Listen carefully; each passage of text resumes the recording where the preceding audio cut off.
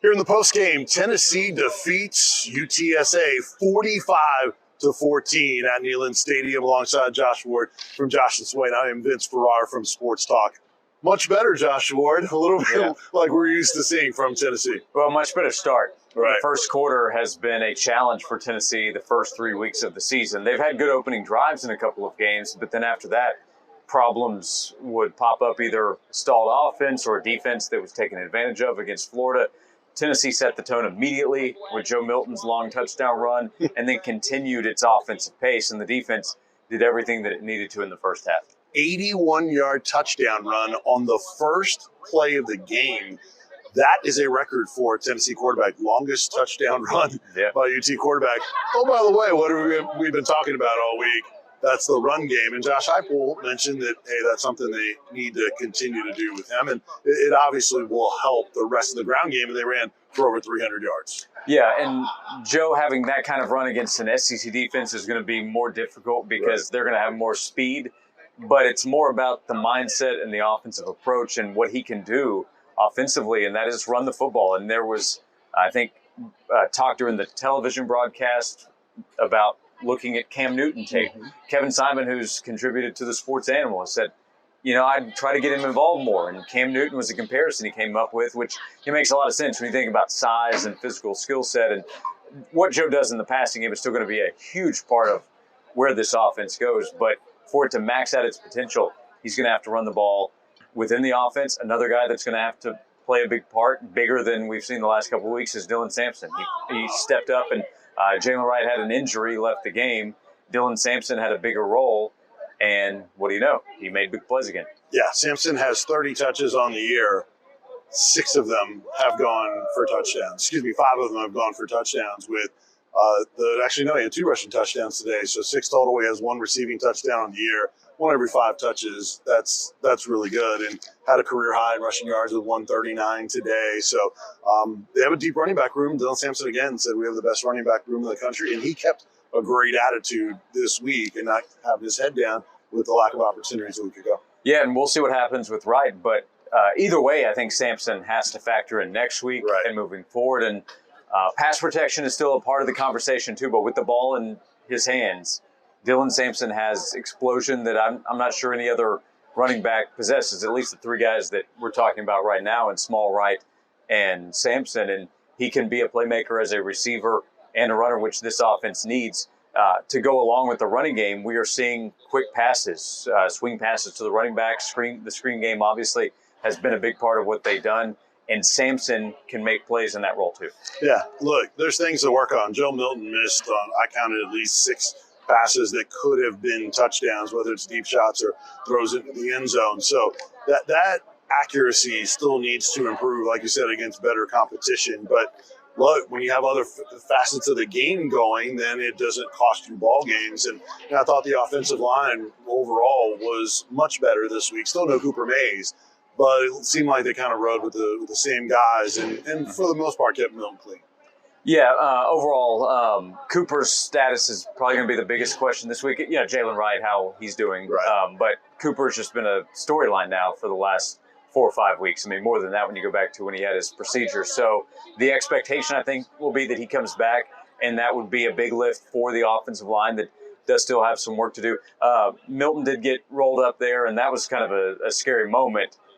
He appeared to be okay afterward in terms of being able to move around, and that's what he said after the game, that he felt better after he got up and moved it. But there was a moment, I think, where we all wondered, what is this going to mean for Joe? So Cooper coming back, assuming that happens this week, won't fix everything that we saw last week, but continued time together with one of the best centers in the conference would be a big deal. And a big part of this win for Tennessee was the defense.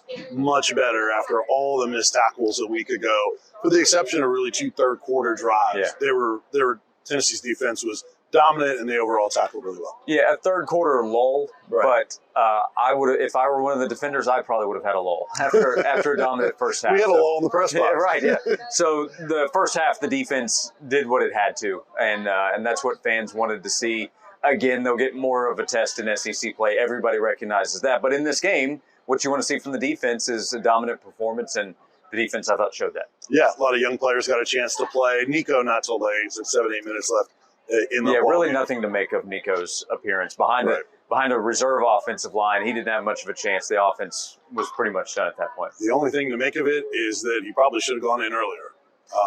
I'm sure he'd like. Yeah, well, the game 2 weeks ago was a chance where he could have had a whole half of football close to it, and the Austin Peay game didn't work out that way. So, unfortunately, the first 4 weeks we haven't gotten to see much of Nico. He had some time in the Virginia game and was able to succeed there. But we haven't seen much of Nico to this point in the season. Yeah, Caleb Webb got a touchdown pass tonight. We saw him. He's a bright spot to me. I think that Caleb Webb has shown he deserves more of an opportunity or consideration within the rotation. And Nimrod was open for that pass.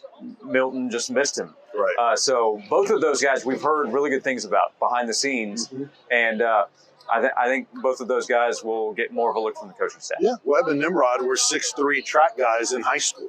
And they were highly recruited guys, as you know.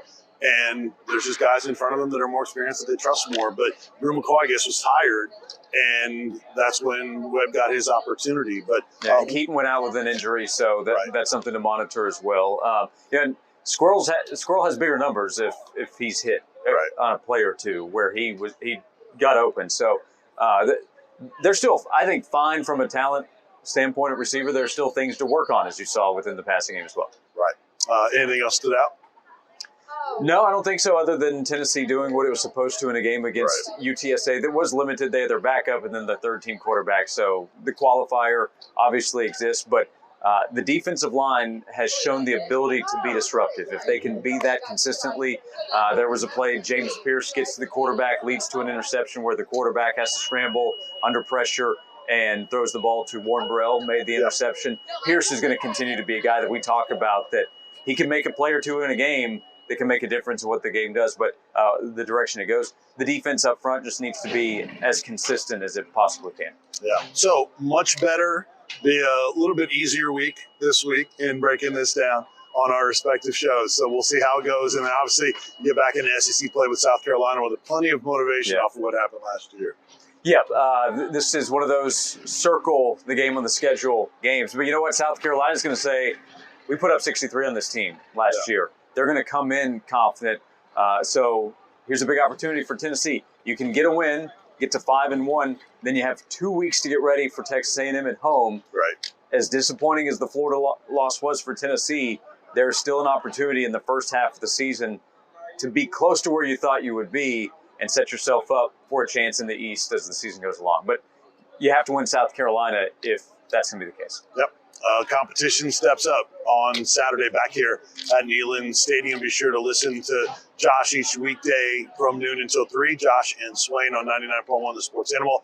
You can catch me and John Wilkerson each weekday morning on Sports Talk 6 to 9 a.m. And then, of course, the other shows, the Eric Gaines Show with Brian Rice, 9 a.m. to noon. And then, of course, Tyler and Will, 3 to 7 each weekday. So a breakdown on that. Sunday Sports Sound Off with Jimmy and Tim, and so much more reaction to Tennessee's 45-14 win over UTSA. For Josh Ward, I'm Vince Ferrara. Thanks so much for watching. Be sure to check out all of our coverage at 99.1thesportsanimal.com. Good night.